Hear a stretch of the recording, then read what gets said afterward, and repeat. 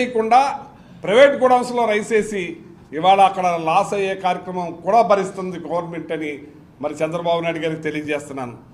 ఆ ప్రజలు కోర్టుకు వెళ్ళారు, స్టే ఇచ్చారు, అయినా సరే ప్రభుత్వం కొమ్ము కాస్తుంది. అక్కడ 40 ఎకరాలు ల్యాండ్ ఉండాలి ఆ ఫ్యాక్టరీకి. 3 ఎకరాలు 20 సెంట్లలోనే వేలాది గేదెలు కట్ చేసే కార్యక్రమం చేస్తున్నారు. దానివల్ల వాయు పొల్యూషను, గ్రౌండ్ పొల్యూషన్ తోటి పాడైపోయి ఆ తణుకు ప్రజలందరూ కూడా బాధపడుతున్నారు. ఆ హింసను చూడలేకపోతున్నారు. అక్కడ మీరు పోలీసులు బారికేడ్స్ కట్టి అక్కడ మనుషులు వెళ్ళనివ్వకుండా కూడా మీరు బయటకు రానివ్వకుండా ఆపేసే కార్యక్రమం చేశారంటే ఎంత దౌర్భాగ్యమో చూడండి. మీరు తెచ్చుకోండి రిపోర్టు, మీ ఇంటెలిజెన్స్ రిపోర్ట్ ఉంటుంది. వాళ్ళ ఇంట్లో ఒక మనిషి చనిపోతే ఉంగుటూరులో ఆ మనిషి నా బంధువు చనిపోయారు, వెళ్ళాలంటే కూడా వెళ్ళనివ్వకుండా ఆపేస్తే పోలీసు వాళ్ళు ఇదిగో చనిపోయిన ఫోటో అని చనిపోయిన మనిషి ఫోటో చూపిస్తే ఆ మనిషి కూడా ఉంగుటూరు వరకు పోలీసుని పంపించి వదిలే కార్యక్రమం చేస్తున్నారంటే మీరు ఎంత దౌర్భాగ్యంగా నడుపుతున్నారో చూడండి. కోట్లాది రూపాయలు చేతులు మారుతున్నాయి అక్కడ. మరి ఆ ఎమ్మెల్యే చూడండి, అక్కడ ఎమ్మెల్యేకి చేతులు మారకపోతే ఆయన డబ్బు తీసుకోకపోతే మరి నా నియోజకవర్గంలో నా ప్రజలు ఇబ్బంది పడుతున్నారని చెప్పి ఆ నలుగురిని తీసుకెళ్ళి ఆ రిప్రజెంటేషన్ ఇప్పించాలి కదా. ఆ పొల్యూషన్ తోటి బాధపడిపోతున్నామని పవన్ కళ్యాణ్ గారికి పొల్యూషన్ రిపోర్ట్ ఇచ్చారు. అక్కడ ఆయన రోడ్డు మీద ఆగి ప్రజలందరూ కూడా బస్సులు వేసుకెళ్ళి అక్కడ చేస్తే దిగి చూసి మీకు న్యాయం చేస్తానన్న పవన్ కళ్యాణ్ గారు ఏమైందో తెలియదు. అది ఇదే తెలుగుదేశం ఆఫీస్కి కూడా మరి వాళ్ళ కంప్లైంట్ ఇవ్వటం జరిగింది. తెలుగుదేశం ఆఫీస్కి వెళ్ళేది ఎక్కడైతే తాడేపల్లిలో, అక్కడ కూడా వాళ్ళకి న్యాయం జరగలేదు. ఇవాళ మీరు వస్తున్నారంటే మీ దగ్గరికి ఎక్కడికి వచ్చేస్తారో అని చెప్పి పోలీసులు దిగ్బంధం చేశారంటే ఈ తణుకు మరి ఈ కాలుష్యాన్ని, ఈ పొల్యూషన్ని మీరు ఎలా ఆపగలుగుతారని చెప్పి నేను అడుగుతున్నాను.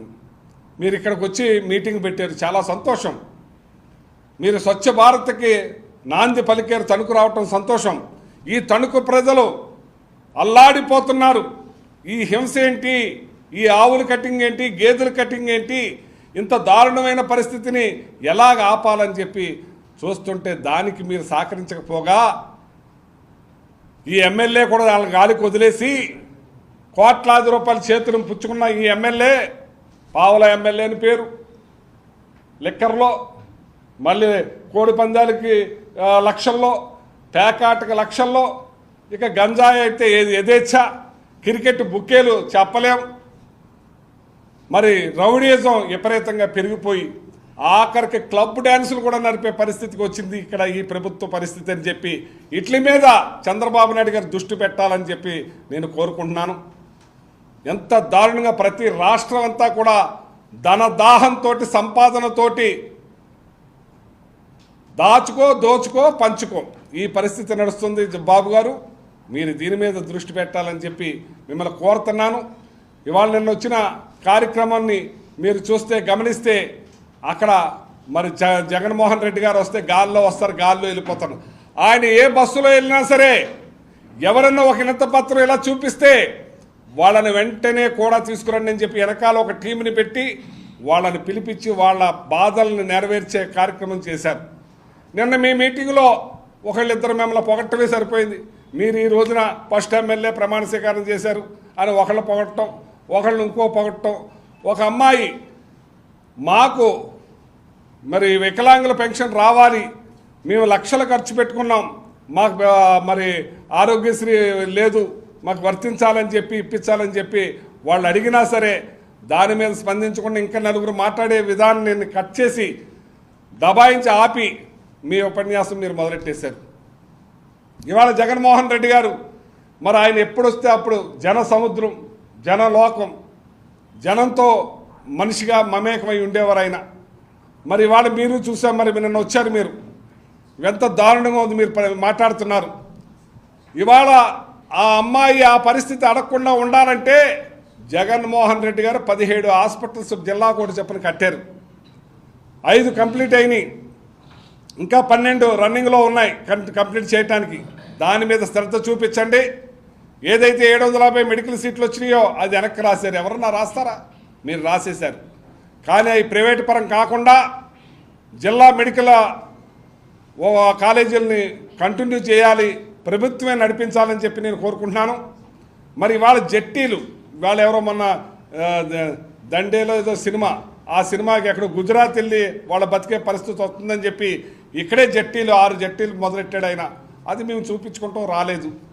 ఆయన డెవలప్మెంట్ చేశారు జగన్మోహన్ రెడ్డి గారు. ఏదైతే పోర్టులు కట్టారు ఆ పోర్టులు కూడా మేము చూపించుకుంటాం రాలేదు. కొన్ని కంప్లీట్లు ఉన్నాయి, కొన్ని కంప్లీట్ దశకు వచ్చినాయి.